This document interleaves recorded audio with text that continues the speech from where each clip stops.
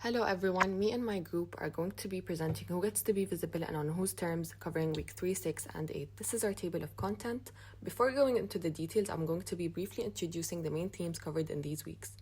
So, week 3 focuses on self presentation and visibility, exploring how people manage the way they are perceived, especially on social media. Sociologist Irving Goffman describes social interaction as a performance where individuals present different versions of themselves depending on their audience.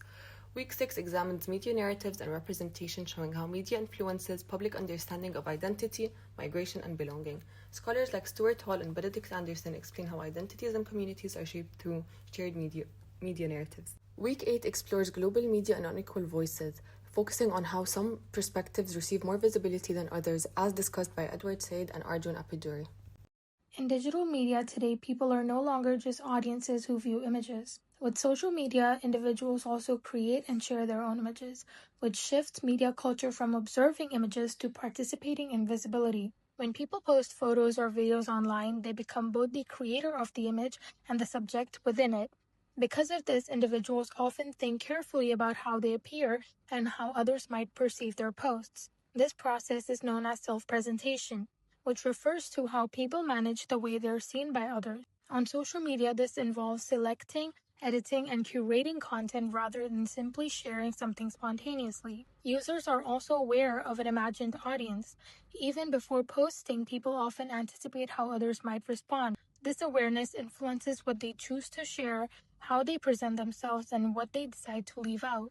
The concept of self-presentation is closely connected to the work of Irving Goffman. Goffman argued that everyday social interactions work like a performance where individuals adjust their behavior depending on the situation and the audience they're interacting with. Importantly, he did not see performance as being fake or deceptive. Instead, he believed it reflects social awareness and the ability to manage impressions. People shape how others see them through their appearance, behavior, and expressions. Although Goffman developed this theory long before social media existed, his ideas help us understand how digital platforms function today. This slide, I will talk about media narratives and belonging. Media plays an important role in shaping how people understand people moving to another country. It does not only report events, but also influence how audience think and feel about them through stories, image, and languages. Media sometimes creates a separation between us and them. When these ideas are repeated many times, people may start to believe them because of this.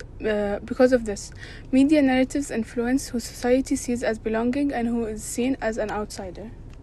Second slide, I will talk about media representation and identity. Media stories about people moving from one country to another are also about how they are represented. Sometimes media shows them in limited ways, such as threat, victims, or a burden on society. These representation can influence how audience think about them. Scholars also discuss this idea. Addison described nations as image community, and Stuart Hall explained that identity is shaped through representation. This shows that media plays an important role in shaping identity and belonging. So we've heard how we perform identity online and how the media decides who belongs. Now let's zoom out to the global level. Although global media is described as open and borderless, circulation alone does not create equality. The media amplifies some voices while systematically silencing others, with disasters in the global south often receiving brief coverage compared to extended coverage in the west. As media travels, it becomes shortened, simplified, and stripped of context, with translation decisions shaping what is valued. This process allows some cultures to be framed as universal and others as marginal, eventually reducing places to be portable, decontextualized images.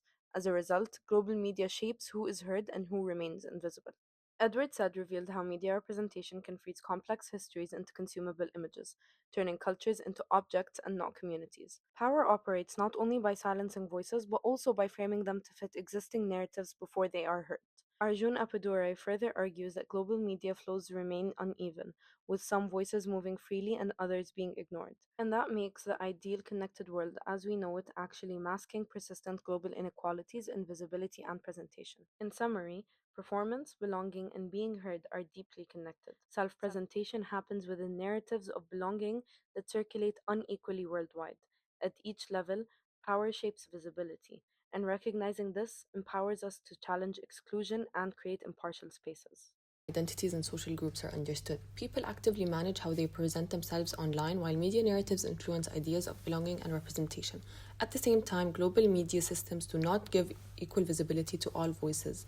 Understanding these dynamics encourages audiences to think more critically about the media they consume and the message they receive. Thank you.